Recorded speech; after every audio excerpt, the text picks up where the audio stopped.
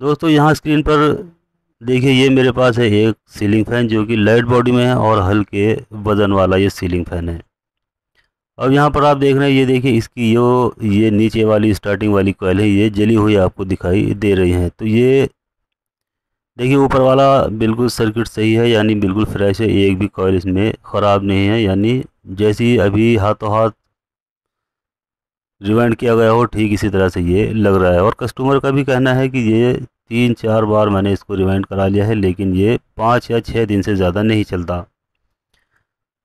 तो देखिए ये जो नीचे वाला सर्किट इसका है, ये जल गया है, जबकि ऊपर वाला बिल्कुल सही है। तो ये क्यों जलता है, इस वीडियो में हम इसके कुछ कारण हैं उनको जानेंगे, यानी इसके कोई रीज़न है क्यों जलता है और किसकी वजह से ये जलता है, और इसको बचाव किस तरह से किया जाता है, इस वीडियो में हम ये जानेंगे। तो देखिए ये बिल्कुल फ्रेश मोटर है, यानी अभी ये मुश्किल से 1 हफ्ते का रिवाइंड किया हुआ फ़ैन है। यहाँ पर आप वायर को देखकर भी आप समझ सकते हैं कि ये बिल्कुल ताज़ा रिवाइंड किया हुआ है। तो देखिए नीचे वाला सर्किट बिल्कुल काला पड़ गया है, जो कि जल चुका है। अब इस कंडीशन में यहाँ जब इसको मैंने चेक किया है तो ये बिल्कुल भी सीरीज़ नहीं बना रहा है, यानी बल्ब इसमें बहुत ज़्यादा ग्लो होता हुआ या जलता हुआ दिखाई दे रहा है, जिसकी वजह से ये अब मैग्नेट बनाने के काबिल नहीं है। तो इसी की वजह से ये जब मैं फ़ैन उतार कर लाया था तो वहाँ पर ये बिल्कुल स्लो कंडीशन में चल रहा था, यानी बिल्कुल नीचे हवा बिल्कुल भी नहीं आ रही थी। जिस तरह के नंबर 1 पर रेगुलेटर को चलाते हैं ठीक उसी तरह से ये वहाँ पर भी चल रहा था, क्योंकि यहाँ इसमें नीचे वाला सर्किट जलने की वजह से इसमें मैग्नेट बननी बंद हो गई है, जिसकी वजह से ये बल्ब इसमें बहुत ज़्यादा तेज़ ग्लो हो गया है, जो कि हमने सीरीज़ बल्ब को इसमें चेक किया है। तो जिसकी वजह से ये अब स्पीड में नहीं चलेगा। कभी कभी ऐसा होता है कि हम जानकर भी उस काम को करते रहते हैं जिससे नुकसान होता रहता है, यानी कि कुछ इसके कारण ऐसे होते हैं जो हम नज़रअंदाज कर देते हैं और वो बहुत ज़्यादा हार्मफुल हो जाते हैं। तो कुछ इसके भी ऐसे ही तरीके हैं जिसको हम बहुत ही छोटा समझते हैं, लेकिन वो होते हैं बहुत ज़्यादा डेंजर। तो इसलिए जो इसमें मैं ये तरीके बताऊंगा, अगर आप उन तरीक़ों को सीख जाएंगे तो आप बिल्कुल भी नीचे वाले सर्किट से जलने से आप फ़ैन को बचा सकते हैं।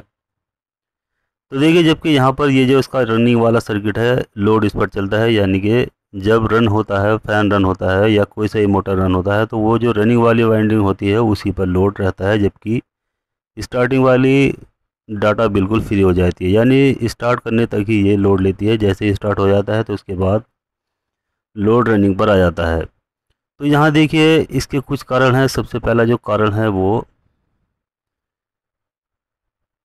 इस कैपेसिटर का होता है।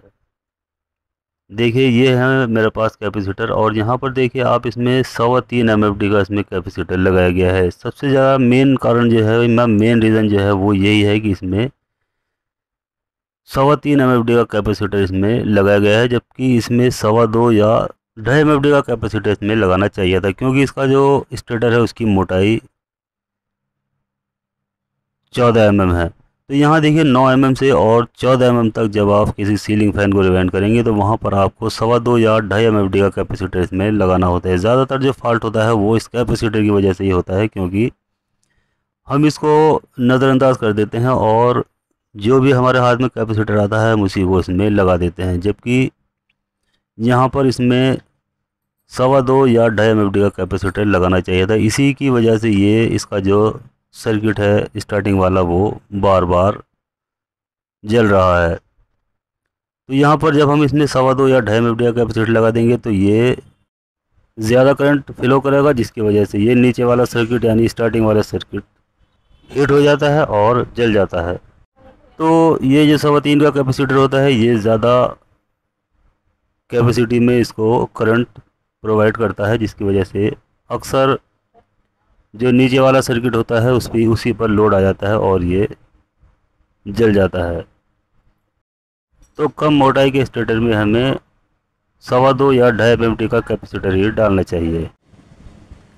तो देखिए इसका जो मेन कारण है वो ये है, हालांकि 3 बार इसको रिवाइंड किया जा चुका है, लेकिन यही प्रॉब्लम इसमें आती रहती है कि इसका जो नीचे वाला स्टार्टिंग वाला सर्किट है वो जलता रहता है।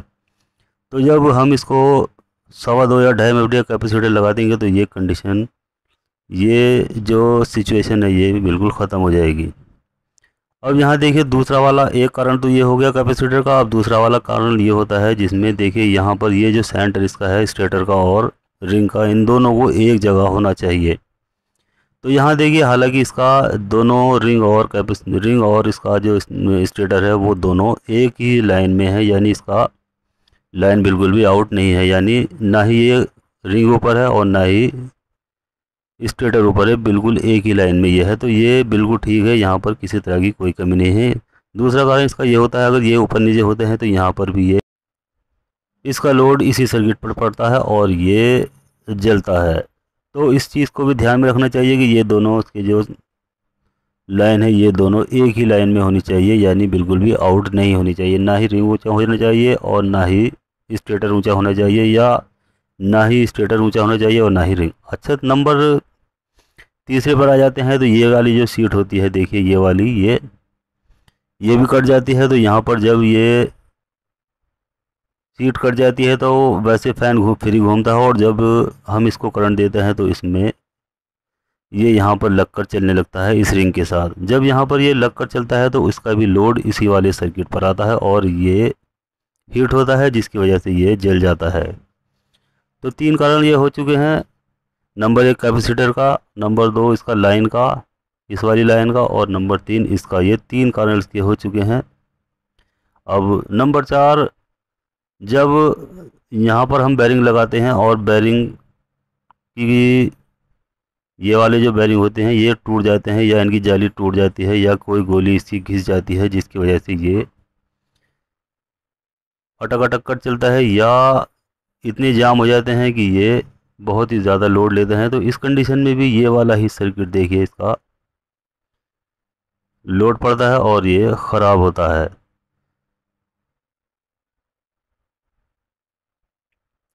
तो यहाँ इसका जो बेरिंग होता है उसको भी ध्यान में रखना चाहिए कि ये कहीं इसका बेरिंग जाम तो नहीं चल रहा है, या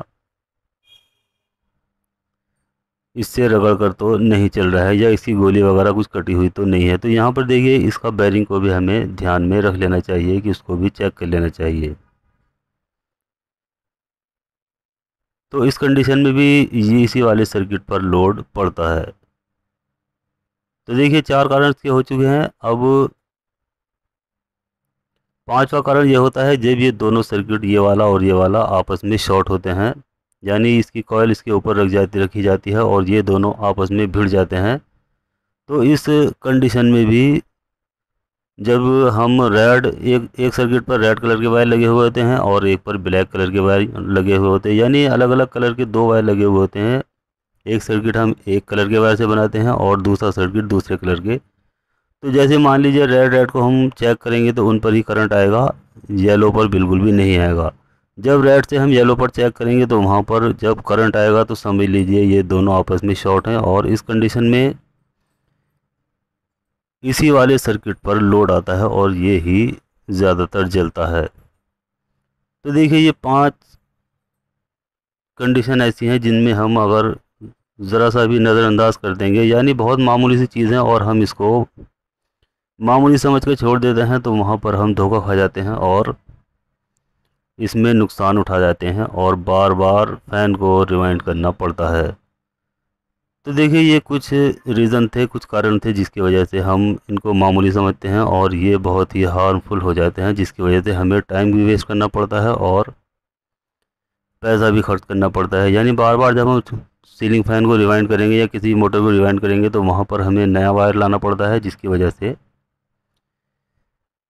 खर्चा होता है। अब देखिए ज़्यादातर जो फॉल्ट होते हैं वो सिर्फ इस कैपेसिटर की ही वजह से होते हैं। यहाँ पर हम ये ध्यान नहीं देते हैं कि इसमें कौन सा कैपेसिटर लगाना है। तो देखिए यहाँ पर अगर 9 mm से और 14 mm तक है तो आप यहाँ पर 2.25 या 2.5 mm का कैपेसिटर यूज़ करेंगे, और अगर 15 mm से और 16, 17, 18 mm तक है तो वहाँ पर आप 3.25 mm का कैपेसिटर इसमें यूज़ करेंगे।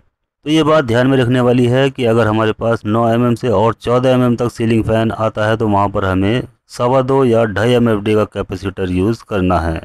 और अगर 15 mm से ज़्यादा यानी 16, 17, 18 mm तक सीलिंग फ़ैन आता है, यानी इसकी सीलिंग फ़ैन की जो स्टेटर की मोटाई होती है वो 15, 16, 17, 18 mm का आता है तो वहाँ पर हमें 3.25 MFD का कैपेसिटर यूज़ करना है।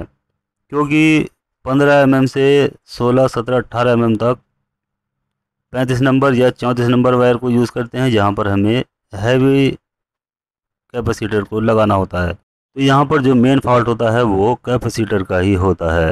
तो इस बात को हमेशा ध्यान रखिए, सबसे पहले कैपेसिटर को ही देखना चाहिए।